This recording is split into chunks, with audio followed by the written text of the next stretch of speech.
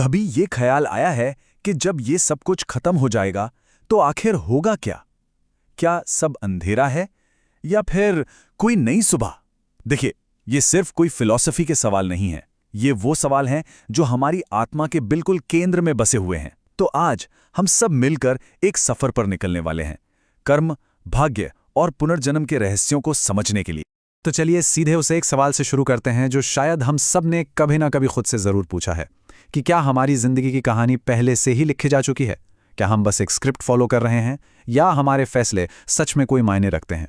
और ये सिर्फ कोई किताबी बहस नहीं है, ये आज़ादी और किस्मत के बीच की एक असली कश्मकश है। हमारी ये खोज एक ऐसी जगह से शुरू होती है जहां चीजें खत्म होती हैं। जी हां, अंत से, मृत्यु के उस पल से जब एक यात्रा समाप्त होती है और दूसरी का आगाज होता है। अंतिम संस्कार के जो रीति रिवाज हैं वो सिर्फ रस्में नहीं हैं, वो तो आत्मा के अगले पड़ाव का एक तरह से रोड मैप है। अंतिम यात्रा के लिए 4 कंधों की जरूरत होती है। पर यह सिर्फ एक गिनती नहीं है, इस संख्या का बहुत गहरा मतलब है। हर वो इंसान जो उस भार को उठाता है वो सिर्फ एक व्यक्ति नहीं बल्कि एक स्तंभ है, एक ऐसे जीवन का प्रतीक जो पूरी तरह से जिया गया हो। जरा सोचिए इस बारे में। पहला कंधा है धर्म, यानी हमारे कर्तव्य, हमारी नैतिकता।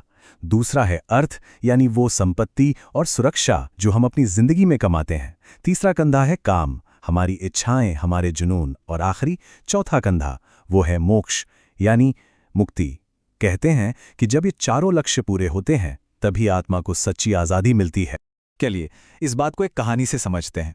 पाटलिपुत्र की गलियों में एक शख्स था, नाम था धनीराम। उसकी दौलत का कोई हिसाब नहीं था और उसकी क्रूरता का भी कोई अंत नहीं था। उसके लिए दया, धर्म, ये सब कमजोर लोगों की बातें थीं। उसे लगता था कि उसका सोना उसे उसके कर्मों के हिसाब से बचा लेगा। लेकिन कुदरत का भी अपना एक हिसाब किताब होता है जो सोने चांदी से नहीं चुकता। जब धनीराम की मौत हुई तो उसके जीवन भर के बुरे कर्मों की कीमत सामने आ खड़ी हुई। जिन लोगों पर उसने जुल्म किए थे उन्होंने उसकी अंतिम यात्रा का बोझ उठाने से साफ मना कर दिया। बेचारी उसकी पत्नी रूपवती अकेली अपने पति के पापों का बोझ उठाए मदद की गुहार लगाती रही। घंटों की मिन्नतों के बाद 3 लोग आखिरकार दया करके आगे आए। 3 कंधे मिल गए, धर्म, अर्थ और काम। लेकिन वो चौथा कंधा, मोक्ष का प्रतीक, वो कहीं नहीं मिला। और उस एक खाली जगह ने एक भयानक मंजर को जन्म दिया। रूपवती ने जो देखा वो शायद ही वो कभी भुला पाई।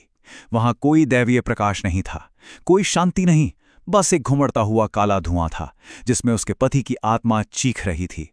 वो अदृश्य जंजीरों में जकड़ी हुई थी। ना तो वो जिंदों की दुनिया में थी और ना ही मुर्दों की, हमेशा के लिए बीच में कहीं फंस गई थी।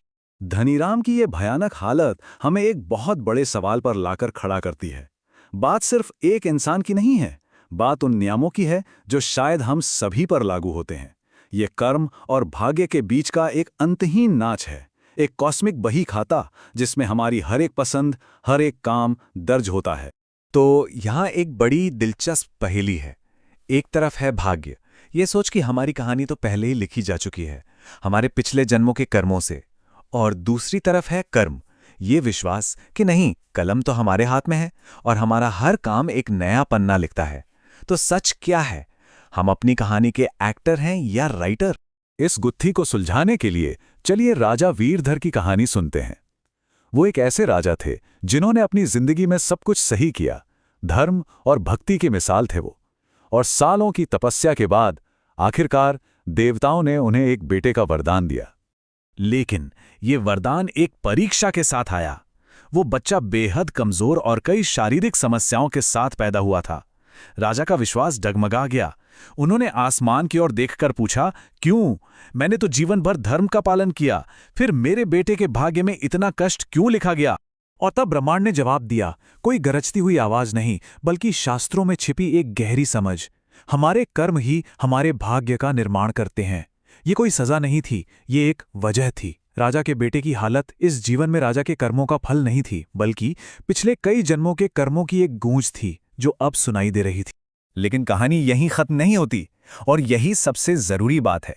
कर्म का मतलब ये नहीं कि हम अपनी पुरानी गलतियों के कैदी हैं, बल्कि इसका मतलब है कि चाबी हमारे ही पास है। भाग्य कोई पत्थर की लकीर नहीं है, ये तो रेत पर लिखी इबारत है जिसे हमारे आज के कर्मों की लहरें मिटा भी सकती हैं और बदल भी सकती हैं। गरुड़ पुराण में इसके 3 बहुत शक्तिशाली रास्ते बताए गए हैं। पहला, धर्म का पालन करना। दूसरा, अपने माता पिता की सेवा करना, क्योंकि जो हमारे जीवन का स्रोत हैं, उनका सम्मान करके हम अपने जीवन में संतुलन लाते हैं। और तीसरा, जो शायद सबसे मुश्किल है, अहंकार का त्याग करना, क्योंकि जब मैं बीच से हटता है तभी परमात्मा के लिए जगह बनती है। और राजा वीरधर ने इसी ज्ञान को अपने जीवन में उतारा।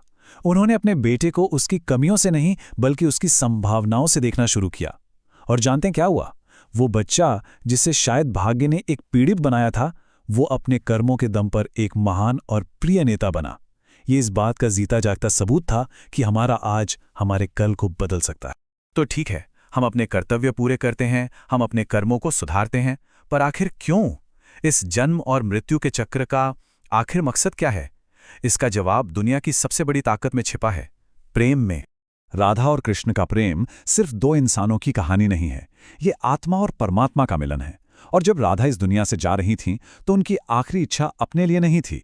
वो एक वादा था कि जब भी ये दुनिया निस्वार्थ प्रेम का असली मतलब भूल जाएगी, तो वो उसे फिर से सिखाने के लिए वापस आएंगी। और फिर सदियां बीत गईं। प्यार का मतलब स्वार्थ बन गया, कुछ पाने की चाहत, देने की नहीं। दुनिया को एक याद दिलाने वाले की जरूरत थी, और तब वो वादा पूरा हुआ। कृष्ण ने एक ऋषि अनंतानंद के रूप में जन्म लिया, और राधा ने एक साधारण लड़की ललिता के रूप में। उनकी आत्माएं एक अनदेखे धागे से जुड़ी हुई थीं। लेकिन ये मिलन इतना आसान नहीं था।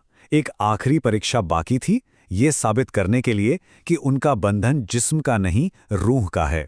ललिता को अपनी आंखों पर पट्टी बांधकर सिर्फ अपनी आत्मा की आवाज सुनकर अनंतानंद को ढूंढना था।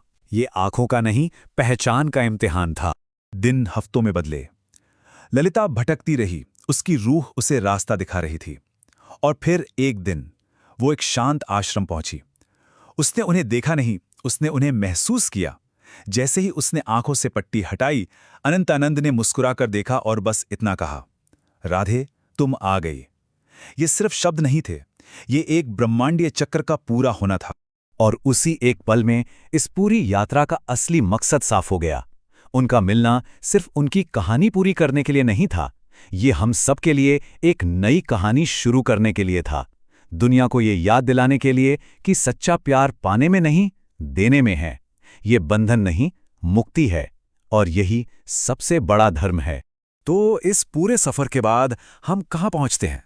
हम एक बहुत ही शक्तिशाली सच्चाई तक पहुँचते हैं कि हमारी जिंदगी हमारे सांसारिक कर्तव्यों को पूरा करने से शुरू होती है। हमारा अतीत हमारे आज को प्रभावित जरूर करता है, लेकिन उसे कैद नहीं कर सकता। कलम हमेशा हमारे हाथ में होती है, और इस कहानी का आखिरी अध्याय निस्वार्थ प्रेम को पाना और उसे पूरी दुनिया में बांटना है। तो बस ये एक सवाल अपने साथ लेकर जाइएगा। अगर हमारा हर काम, हर शब्द और हर सोच हमारे भाग्य की किताब में एक नया पन्ना लिख रहा है, तो आज कौन सी कहानी लिखी जा रही है?